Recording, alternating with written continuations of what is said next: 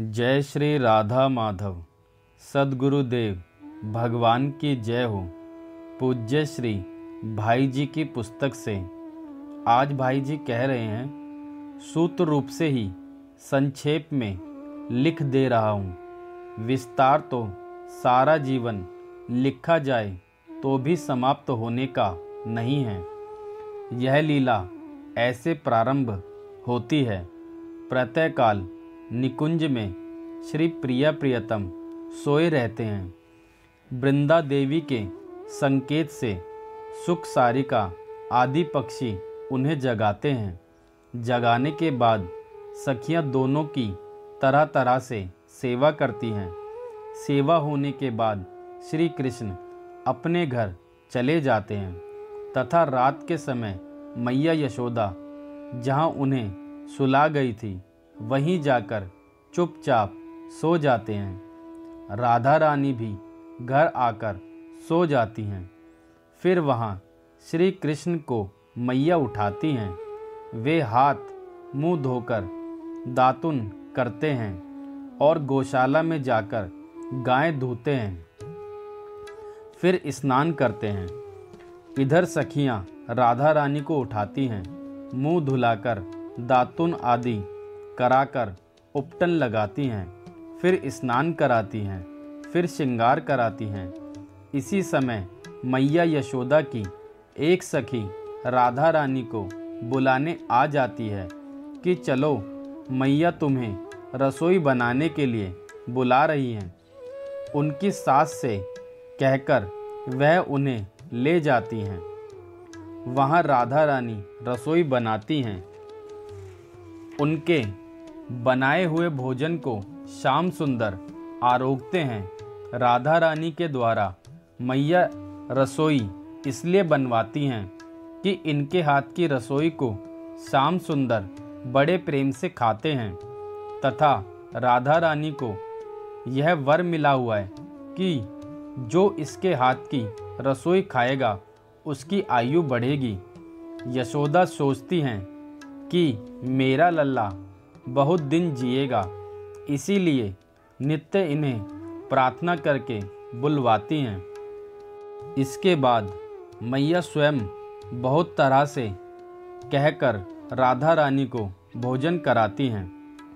फिर श्याम सुंदर गाय चराने के लिए वन में जाते हैं तथा राधा रानी एवं सखियां वन में फूल चुनने के बहाने तथा सूर्य पूजा के बहाने से वन में चली जाती हैं। वहाँ वृंदा देवी का सारा प्रबंध ठीक रहता है। श्री कृष्ण भी संकेत पर पहुँच जाते हैं। वहाँ मिलन होता है एवं 2:30 पहर तक तरह तरह की लीला होती है। इसके बाद श्याम सुंदर वन में अपने सखाओं के पास चले जाते हैं और राधा रानी घर लौट आती हैं। वे फिर श्याम सुंदर के लिए रसोई बनाती हैं, स्नान करती हैं तथा श्रृंगार करके अपने महल की अटारी पर चढ़कर श्याम सुंदर के वन से लौटने की बाट देखती हैं। सायंकाल होने पर श्याम सुंदर लौटते हैं। सखियों की भीड़ लग जाती है। मैया श्याम सुंदर को गोद में लेकर उनका मुंह चूमती हैं, शरीर पोंछकर स्नान कराती हैं, सखाओं के साथ उन्हें कुछ जलपान कराती हैं। श्याम सुंदर गाय दूहने चले जाते हैं। गाय दूहकर लौटते हैं तथा नंद बाबा आदि बड़े बड़े गोपों के साथ बैठकर भोजन करते हैं। भोजन करने पर नंद बाबा का दरबार लगता है। उसमें खूब नाच गाना होता है।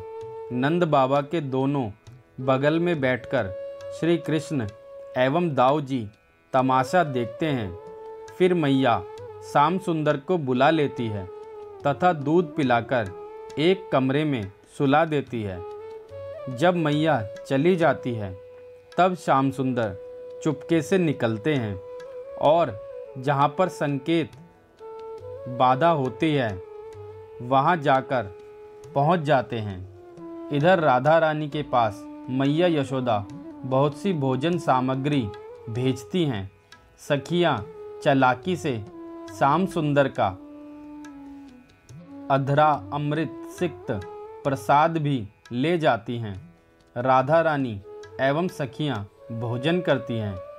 फिर श्रृंगार करके वृंदा देवी दासी के पीछे पीछे छुपी हुई वहां पहुंचती हैं।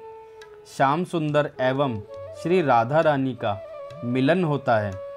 वहां ढाई पहर रात तक तरह तरह की लीलाएं, वन विहार, जल विहार एवं भोजन आदि करके किसी कुंज में प्रिय प्रियतम विश्राम करते हैं। दूसरे दिन प्रातः उठने की लीला पहले लिखी गई है। इसी प्रकार प्रतिदिन अनादिकाल से यह लीला चल रही है और अनंत काल तक चलती रहेगी। जिन भक्तों को इस लीला के दर्शन हुए हैं उन्होंने बहुत ही सुंदर वर्णन किया है तथा बहुतों ने साधना के लिए भी इस लीला का विस्तार किया है। ग्रंथ भरे पड़े हैं। अगणित साधक अब तक हो चुके हैं और ना जाने किन किन को दर्शन भी हो चुके हैं। जो वाणी में आ सका है उसका भी बड़े संकोच और संक्षेप से उन्होंने वर्णन किया है। वास्तव में तो यह सर्वदा अनिर्वचनीय लीला है। मन बुद्धि की सामर्थ्य नहीं कि इसे समझ सके।